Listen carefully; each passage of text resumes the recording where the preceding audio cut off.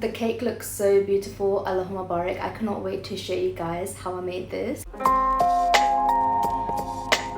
Hey everyone, welcome back to my channel. I hope you guys are doing amazing. Today we are going to be making a vintage heart cake from scratch. I know for those of you that don't really know how to make a vintage heart cake, it can be so troublesome, and I'm really hoping that this video helps you. I'm going to show you guys how to make the cake. So we're going to be making a vanilla sponge, how to store the cake so it stays as fresh as possible and moist as possible, how to cut the cake, how to make the buttercream icing. It's really smooth. Literally, it's the best buttercream icing you'll ever see. It tastes amazing. It's not too sweet, and the consistency is like vanilla ice cream. We're then going to crumb coat the cake. We're going to ice the cake. We're going to pipe the cake. I'm going to tell you guys about all of the piping tips that you need to use to make the vintage heart cake. Also little tips along the way that will make the process a whole lot easier for you. I just really hope this video helps you a lot. It is going to be a very detailed video. So it's my friend's bridal shower today, and she asked me to make her a vintage heart cake. I was like, you know what better gift to give to someone than a homemade cake? That's like the perfect gift ever. This is basically me ready right now for the bridal shower. My friend is going for like a pastel theme. I'm wearing a pastel purple hijab. Honestly, I wasn't sure about the purple, but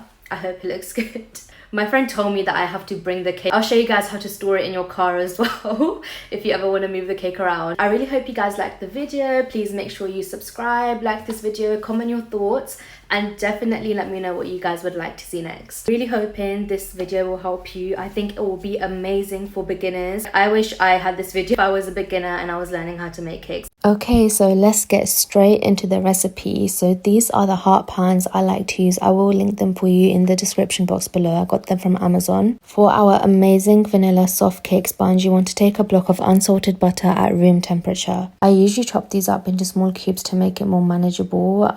It just makes the whole beating process so much easier. If my butter is really hard, then I do microwave this for around 30 seconds to make it soft, and then I beat it in my stand mixer. Start by beating on a low speed and then increase the speed, and always ensure you're scraping the sides of your bowl. Next, you want to take some white granulated sugar. Now you can also use some caster sugar, either one is fine, but I do prefer using white granulated sugar because it is more cost effective. Cream the butter and sugar together, and next it's time to beat in our eggs. So with your eggs, you do want to beat them in one at a time. Always ensure that the eggs are at room temperature. A great hack is adding them in some hot water in a mug, or even running them under the tap. Also to mention, the vanilla cake recipe is available on my Etsy store, which will be linked in the description box below. It is part of my 53-page vintage heart cake guide with measurements in grams, cups and milliliters. And it's a very detailed guide. There is so much information in there. It's going to change your baking game. So yeah, this is a preview of the guide. Literally, I cannot believe that this is real because I spent so much time and effort making this for you guys. And yeah, I'm honestly super proud. The detail in this is literally insane. Ingredients in cups, grams and milliliters, pictures, equipment that I use, all the detail is in there. So yeah, as mentioned, you can buy this on my Etsy store. I do currently have an offer where you get 25% off if you purchase both of my guides. I really hope you guys love this. Also, the guide is available worldwide, so you can purchase it wherever you are. It is not UK exclusive.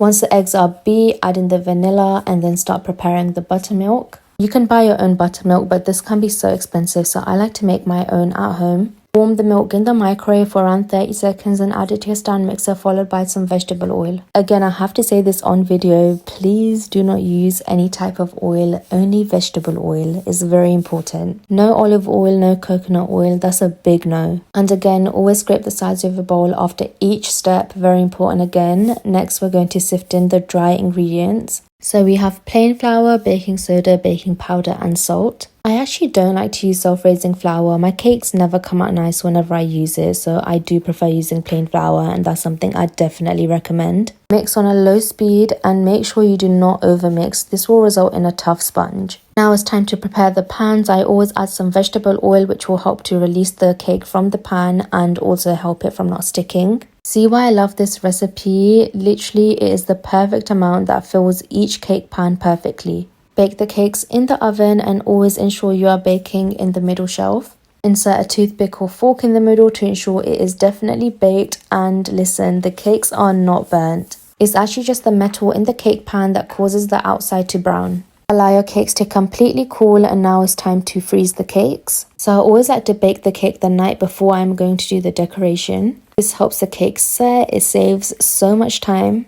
And if you always have a very dry vanilla cake sponge, it's probably because you're not storing your cakes correctly. You have to freeze them the right way. Wrap it in some plastic wrap, and then you need to seal it with foil to prevent freezer burn. And if you're someone that is still placing your cakes in the fridge, then honestly, you need to stop doing that. Freezing cake stops the cake from drying. It actually tastes better after thawing.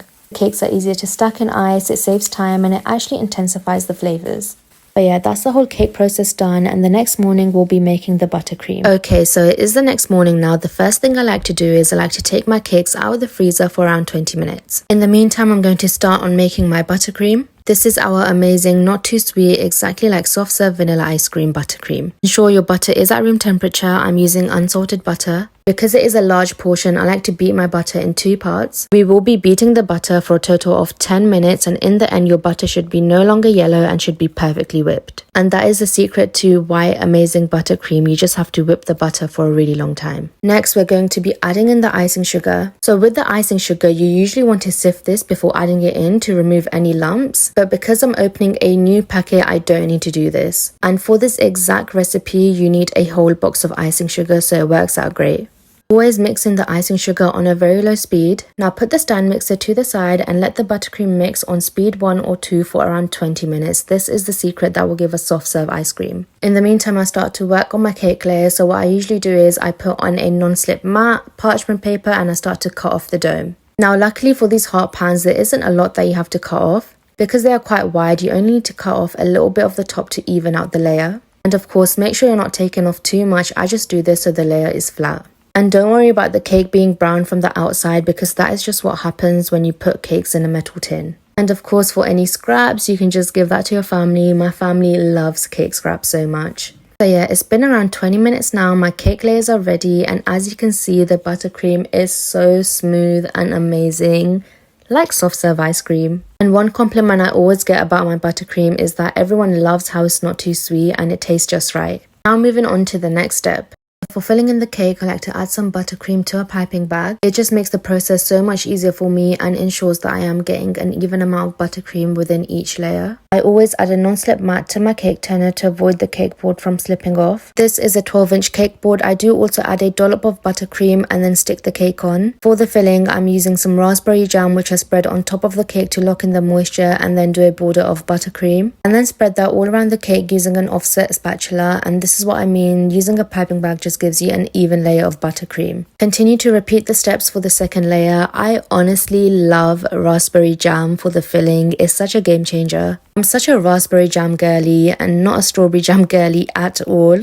But with the fillings, you can use anything you like. It's totally up to you. Once that's done, I always cut a little triangle at the top of the heart to define its shape. This honestly makes such a big difference. I then like to spread the buttercream all around the cake. So this is the crumb coat, which basically helps to lock in the cake crumbs and cake layers, giving you that perfect defined finish. It is a very, very important step, so make sure you do not skip this step out. I also like to use a very tall metal cake scraper to ensure you're getting that perfect finish. If you see any bits that are not covered in buttercream, then get a piping bag and fill in those bits. And now to finish off the crumb coat, I like to use an offset spatula to bring in the top sides of the cake. This gives it that defined finish. Now that the crumb coat is done, you want to allow it to chill in the fridge for at least 1 hour before decorating. In the meantime, I start to color in my buttercream. You want to ensure that you're using a very good quality food gel. I will include the food gels I use in the description box below. Right now I'm coloring in the base of the cake, and I'm also prepping the piping bags with the piping tips. Now I'm prepping the artificial flowers that I will be using on the cake. I would highly recommend you to use wire cutters and not scissors like I am, because it's very difficult to cut, and yeah, you need the wire cutters. Always ensure you're washing the flowers in warm soapy water. It's so important. So I first filled in the writing bag and I test it out to make sure the consistency is right. So now I'm filling in the piping bag for my cake base. I like to use a piping bag when I'm covering my cake. This gives me the best coverage. It just makes it so much easier, and it ensures I'm getting a good even amount of buttercream every single time. Make sure you cover the entire cake with the buttercream and then use a very large offset spatula to smooth out the top and also the sides.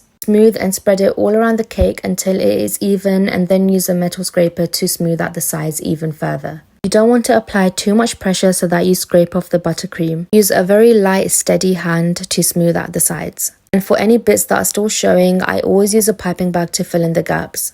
You will see that there were some bits that were still showing through and that I was not able to cover with the icing. However, not to worry, this is one thing I love about vintage heart cakes. You can easily cover up your imperfections with piping, which is what I'm going to show you next. I always use a damp paper towel to clean the cake board, and now that the cake is ready, allow this to set in the fridge for 15 minutes whilst you fill in the piping bags. So now this is when I will start to colour in the remaining buttercream and fill in the piping bags. I'm using 3 colours for this cake. We have pink, we have this amazing beautiful lilac colour, and then we also have white. Filling in the piping bags is super simple. You just want to flip the piping bag over a tall glass and then fill it in. This is the best way to fill in your piping bags, honestly, mess free. Before I start my piping, I like to write on the message, only because I always mess up this part so many times. So yeah, what I love doing is I like to use a little toothpick to write out the writing first, and then I go over it with the piping. This is a great hack for giving you the right placement on the cake, and also amazing if you are a beginner. It just makes such a big difference. Now it's time to start doing the piping, which is my favorite part. I'm using a Wilton 6B piping tip on the top of the cake and also on the bottom of the cake to create the shell borders. The best way to kind of explain it is that you want to kind of lift up the piping bag and then swoop it down. This is what gives you that beautiful shell piping shape. And a Wilton 6B piping tip is mainly used to create decorative borders on cakes. And now on top of that, we're going to be using the Wilton 32 piping tip, which I filled in with white buttercream. This is a smaller open star tip. It is actually the exact same as the Wilton 6B, only much smaller. You can actually also use the Wilton 18 piping tip, but I do like to use the Wilton 32 piping tip. Let me know if you'd like to see a video just on piping tips and the different kind of designs you can make. I also did the white buttercream on the inside of the heart border just to define it and give it some beautiful colour. And now for the last piping tip, it's finally time to use the Wilton 4B tip to do our beautiful lilac design.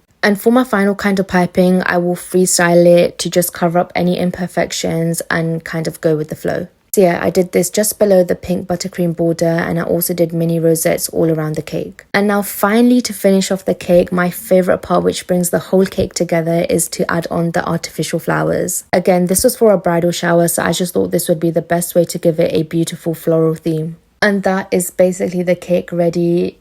She was looking so beautiful and stunning, like insanely classy. So yeah, for the remaining buttercream, I like to put it into a container. I'm actually going to be freezing my buttercream to use for later cakes. I will do a whole video on how to freeze buttercream and bring it back to life. It's such a game changer because you are ensuring that you're not wasting any buttercream. So yeah, definitely freeze any leftover buttercream. You can do so much with it. So yeah, now that the cake is ready and I'm ready, I'm going to show you how to package the cake. And again, just a moment for the cake because it looks so beautiful. Alhamdulillah, I was so happy with it. So when I got the cake board, this is actually the cake box that came with it. It was actually in a set, which is so convenient. Super easy to package and use. You just need to follow the instructions and seal it in and then add the lid on top. Now to transport the cake, I actually put the cake in my boot on top of a non-slip mat. Obviously ensure that you do drive carefully, but literally your cake will not budge at all. And yeah, this was the cake finally set up at my friend's bridal shower. It looks so beautiful and matched the theme perfectly, literally perfection. Thank you so much for watching. I really hope you guys liked the video. Again, the full detailed guide is in the description box below. Please like, comment and subscribe, and I'll see you guys next time.